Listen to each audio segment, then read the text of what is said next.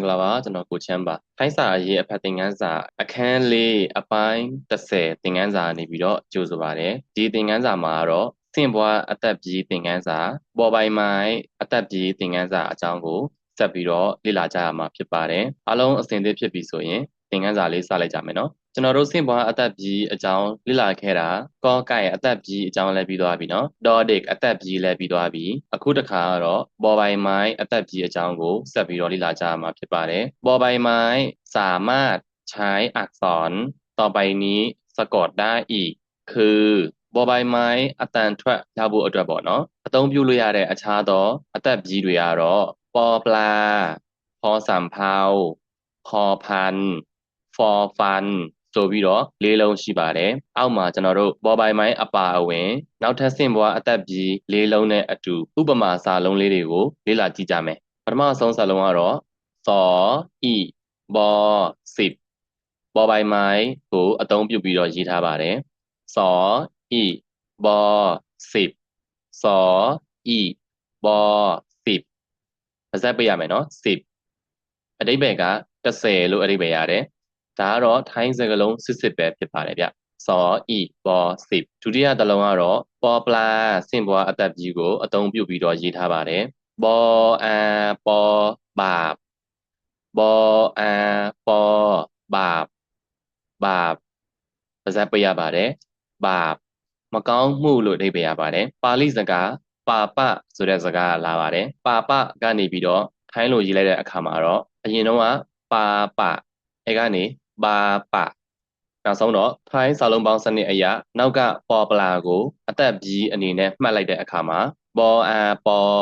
ဘာဖြစ်သွားပါတယ်ဘာဆိုတဲ့စကားလုံးကိုငရဲကြီးမယ်လို့ပြောတဲ့အခါမှာလည်းသုံးတယ်ဥပမာဘာပနံငရဲကြီးမယ်နော်ဘာမိုင်းငရဲကြီးမလားအဲ့လိုမျိုးမေးတဲ့အခါမှာသုံးတယ်ပြောတဲ့အခါမှာသုံးတယ်ဒါပေမဲ့ငရဲဆိုတဲ့ဝေါဟာရကိုကြတော့အခြားနောက်တစ်မျိုးခေါ်သေးတယ်နရုတ်လို့ခေါ်တယ်နရုတ်အဲ့တော့ဘာသို့မဟုတ်နရုတ်ဆိုလို့ရှိရင်ငရဲကိုပြောတာပေါ့နော်အဲ့တော့ဘာပါပကနေလာတဲ့စကားလုံးဖြစ်ပါတယ်ပေါ်ပလာကိုသုံးပြီးတော့ရေးထားတဲ့စကားလုံးနောက်တစ်လုံးရှိသေးတယ်အဲ့ဒါကရောဥပေါ်รูปရောဥပေါ်รูปဒါကတော့ပါဠိစကားလုံးရူပဆိုတဲ့စကားကလာတာဖြစ်တယ်အဓိပ္ပာယ်ကရုပ်ရည်သွင်းပြင်လက္ခဏာမြန်မာစကားလုံးရုပ်ဆိုတာလည်းပဲရူပဆိုတဲ့ပါဠိစကားကလာတာပဲဖြစ်တယ်မော်လိုဆိုလို့ရှိရင်တော့ရူပလို့ခေါ်တယ်ရူပမြန်မာလိုကရုပ်ထိုင်းလိုကรูปပါဠိလိုကရူပနော်ရူပကနေပြီးတော့ထိုင်းလိုรูปဖြစ်သွားတယ်ပုံတရံရုပ်ရည်ပေါ့ဖောစံဖောင်းကိုအသုံးပြုပြီးတော့ရေးထားတာဖြစ်ပါတယ်လောအာဖောလာဘလောအာဖောလာဘဒါကတော့ပါဠိစကားလာဘဆိုတဲ့စကားလာတာဖြစ်တယ်ထိုင်းလိုကတော့လာဖပေါ့နော်လာဖကနေထိုင်းစာလုံးပေါင်းစနစ်နဲ့ဖတ်တဲ့အခါကျတော့လာဖြစ်သွားတယ်နောက်ဆုံးကဖောစံဖောင်းကအသက်ကြီးဖြစ်သွားတယ်လောအာဖောလာအဓိပ္ပာယ်ကတော့လက်လာဘအကျိုးအမြတ်လက်ဆိုတဲ့အဓိပ္ပာယ်ဖြစ်ပါတယ်ဒီစကားလုံးကိုသုံးတဲ့အခါမှာတခုသတိထားမှာကလောအာဘောလာဆိုတဲ့စကားလုံးနဲ့မှားတတ်ပါတယ်လောအာဘောလာကကြတော့အတုပ်ပေါ့နော်ဥပမာဒီဝက်သားစိန်ကောတုပ်အဲ့လိုမျိုးတွေဆိုရင်လာလို့သုံးတယ်လာหมูလာไก่အဲ့ဒါကလောအာဘောလာဒီဟာကကြတော့လောအာဖောလာဒါကလာဘဆိုတဲ့စကားလာတာဖြစ်တယ်ဖောพันကိုအသုံးပြုပြီးတော့ရေးထားတာဖြစ်ပါတယ်စာလုံးပေါင်းကတော့ဖောအာဖောภาพဖောအာဖောภาพဒါကလည်းဒီပါဠိတက္ကသစကားကနေပြီးတော့လာတာပဲဖြစ်တယ်ภาพဒါကရုပ်ပုံဆိုတဲ့အဓိပ္ပာယ်ဖြစ်ပါတယ်ပုံတရံအသွင်အပြင်ပေါ့နော်ภาพဒီภาพဆိုတဲ့စကားလုံးကိုအပေါ်က รูปဆိုတဲ့စကားလုံးနဲ့လည်းတွဲပြီးတော့ รูปภาพလို့လည်းသုံးပါတယ်รูปภาพနှစ်ခုစလုံးကရုပ်ပုံလို့အဓိပ္ပာယ်ရတဲ့အခါကျတော့ รูปภาพလို့သုံးကြပါတယ်နောက်တစ်ခုကတော့ for fun ကိုအသုံးပြုပြီးတော့ရေးထားတာဖြစ်ပါတယ်စာလုံးပေါင်းတာကတော့กรออา for กราบไมตรีกราบกรออา for กราบไมตรีกราบအဓိပ္ပာယ်က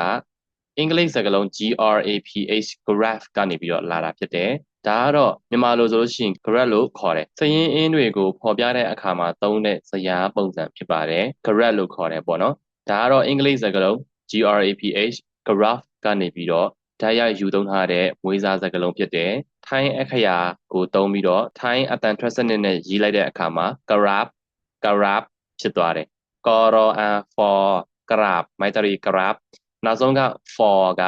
ph အစားရေးထားတဲ့အသက်ပြည်ဖြစ်ပါတယ် graph အဲ့ဒါကို graph လို့ထိုင်းလို့ခေါ်တယ်နောက်ထပ် for fun ကိုသုံးပြီးတော့ရေးထားတဲ့တစ်လုံးကတော့ยี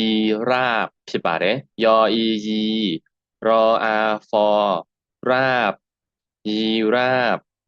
ยีราฟဒါကတော့အင်္ဂလိပ်စကားလုံး giraffe giraffe ဆိုတဲ့စကားလာတာဖြစ်တယ် giraffe ဆိုတာကတစ်ကလအုပ်ကိုပြောတာဖြစ်ပါတယ်